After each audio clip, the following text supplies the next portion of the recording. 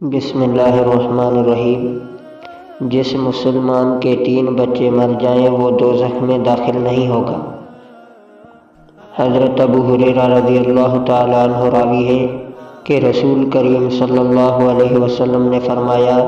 جس مسلمان کے 3 بچے اللہ کو پیارے ہو جائیں وہ دوزخ میں داخل نہیں ہوگا، ہاں قسم پوری کرنے کے لیے کیا جائے گا۔ حدیث کے آخری جملے ہاں قسم پوری کرنے کے لیے کیا جائے گا سے اللہ تعالیٰ کے ارشاد آیت وَإِن مِّنكُمْ إِلَّا وَارِدُهَا کی طرف اشارہ ہے۔ گویا اصل میں یہ آیت یوں ہے وَإِن مِّنكُمْ إِلَّا وَارِدُهَا، یعنی اللہ کی قسم تم میں سے کوئی شخص ایسا نہیں ہے جو دوزخ میں داخل نہ ہو، اگرچہ وہ بجلی یا ہوا کی طرح ایک ہی لمحے کے لیے کیوں نہ داخل ہو۔ اس کا مطلب یہ ہے کہ دوزخ کے اوپر پل صراط قائم کیا جائے گا۔ ظاہر ہے کہ اس کے اوپر سے ہر شخص گزرے گا، خواہ وہ مسلمان، کافر اور خواہ نیک ہو یا بد۔ فرق صرف اتنا ہوگا کہ جو بدکار ہوں گے وہ اس کے ذریعے ایذا پائیں گے، بائیں طور کہ وہ پل صراط کے اوپر سے دوزخ میں گر پڑیں گے، اور نیکوکار کوئی ایذا نہیں پائیں گے، بائیں طور کہ وہ اس کے اوپر سے گزر کر جنت میں داخل ہو جائیں گے۔ لہذا حضرت صلی اللہ علیہ وسلم کے ارشاد کا مطلب یہ ہے کہ جس مسلمان کے 3 بچے مر جائیں گے وہ دوزخ میں داخل کیا جائے گا، ہاں صرف اتنے لمحے کے لیے تو اس کا دوزخ تک جانا ممکن ہے کہ اللہ کی قسم پوری ہو جائے، اور وہ مختصر لمحہ بھی صرف پل صراط کے اوپر سے گزرنے کا وقفہ ہے، یعنی اس کا مطلب یہ نہیں ہے کہ وہ دوزخ کے اندر داخل کیا جائے گا اور عذاب پائے گا،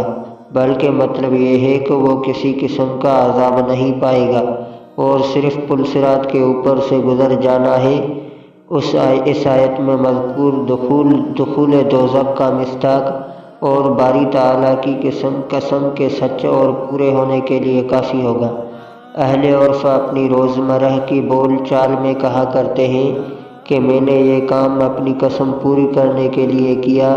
یعنی اس کام کو صرف اس قدر کیا کہ اس کی وجہ سے قسم پوری ہو جائے، اور ظاہر ہے کہ اس کے لیے اس کام کا ادنا ترین حصہ جو ایک قلیل ترین لمحہ میں گزر جائے کافی ہے۔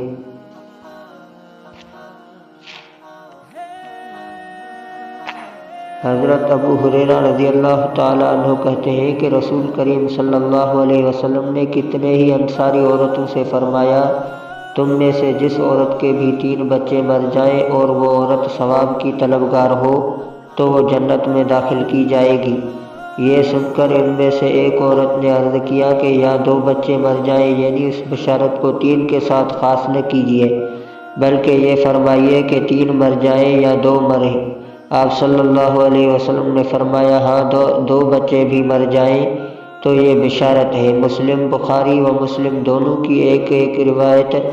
اور روایت میں یوں ہے کہ آپ نے یہ بھی فرمایا کہ ایسے 3 بچے مریں جو حد بلوغ کو نہ پہنچے ہوئے ہوں تو یہ بشارت ہے۔ ثواب کی طلبگار ہو کا مطلب یہ ہے کہ جب اللہ تعالیٰ کسی عورت کے 3 بچوں کو اپنے پاس بلا لے تو وہ ان کے مر جانے پر نوحہ اور جزا فضا نہ کرے، بلکہ صبر و شکر کا دامن پکڑے رہے، اور انا للہ و انا الیہ راجعون پڑھ کر اللہ کی مرضی